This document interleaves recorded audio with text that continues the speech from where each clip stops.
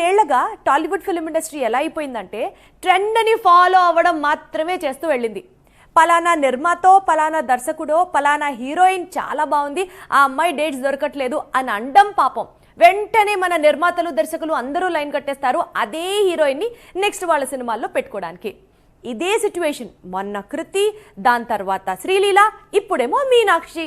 అప్పుడే కెరీర్ మొదలుపెట్టి single block buster వచ్చి పడితే ఆ హీరోయిన్ డేట్స్కు ఒక్కసారిగా డిమాండ్ పెరుగుతోంది.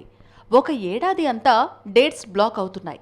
ఉప్పెన తర్వాత కృతి, ధమాకా తర్వాత శ్రీలీల ఇలాంటి ఫేజ్ను చూశారు. అయితే సినిమాల స్పీడ్కు తగ్గట్లు హిట్స్ కూడా అందివచ్చి ఉంటే కృతి, శ్రీలీల ఇప్పటికే టాప్ ప్లేస్లో ఉండేవారు.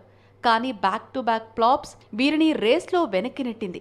ఇప్పుడు Guntur Kaaram second heroine Meenakshi Tollywood latest heart థ్రోబ్గా మారింది. ఇటు యువ హీరోలు, అటు అగ్ర కథానాయకులతో ఆడి పాడేందుకు సై అంటోంది. ఇప్పటికే గుంటూరు కారంలో మహేష్తో నటించింది మీనాక్షి. ఇప్పుడు కోలీవుడ్లో టాప్ స్టార్ విజయ్తో నటిస్తోంది. తెలుగులో మట్కా, లక్కీ భాస్కర్, విశ్వక్ సేన్తో మూవీస్ లైన్లో ఉన్నాయి. ఇప్పటికే చిరు హీరోగా నటిస్తున్న ప్రతిష్టాత్మక చిత్రం విశ్వంభరలో కీలక పాత్రలో నటిస్తోంది మీనాక్షి. ఇప్పుడు అనిల్ రావిపూడి మేకింగ్లో వెంకటేష్ హీరోగా నటిస్తున్న సినిమాలో హీరోయిన్గా నటించబోతోందని సమాచారం.